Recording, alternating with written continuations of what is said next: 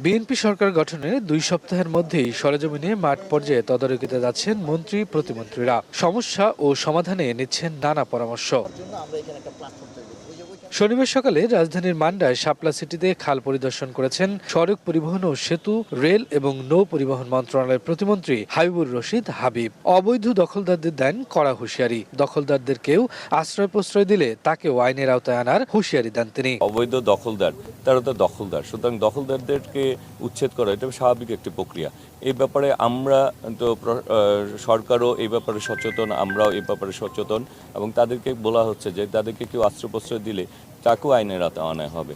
সুতরাং দখলদারদের কোনো রকম আশ্রয় প্রশ্রয় দেওয়ার কোনো সুযোগ নেই। কারণ রাজধানীর স্টেডিয়াম মিলনায়তনে সার্বজনীন স্বাস্থ্যসেবা নিশ্চিত করতে পিপিআরসি আয়োজিত সংলাপে অংশ নেন স্বাস্থ্য প্রতিমন্ত্রী অধ্যাপক ডাক্তার এম এ মুহিত। বলেন, সরকার ই-হেলথ কার্ড নিয়ে কাজ শুরু করেছে। প্রাইমারি স্বাস্থ্যসেবা আরও সার্বজনীন করতে 1 লাখ স্বাস্থ্যকর্মী নিয়োগ দেওয়ার পরিকল্পনার কথাও জানান তিনি। দালালদের দৌরাত্ম বন্ধ ও চিকিৎসকদের অফিস নিশ্চিত করাও সরকারের লক্ষ্য। রেইনবো অলরাউন্ডার এক্সটেরিয়র পেইন্ট, বাড়ির বাহিরের দেয়ালের সুরক্ষা নিয়ে থাকুন নিশ্চিন্ত।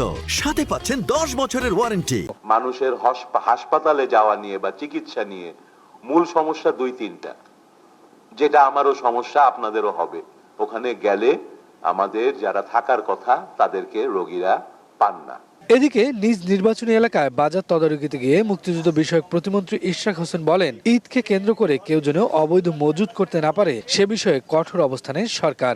আমরা এটাই নিশ্চিত করতে এসেছি যে সরবরাহ ঠিক আছে কিনা, বাজার স্থিতিশীল আছে কিনা।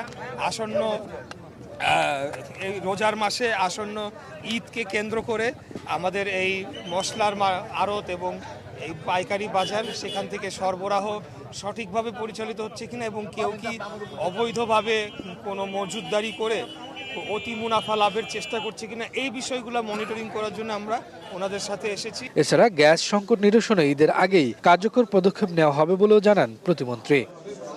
শফিকুজ্জামান রুবেল, সময় সংবাদ, ঢাকা।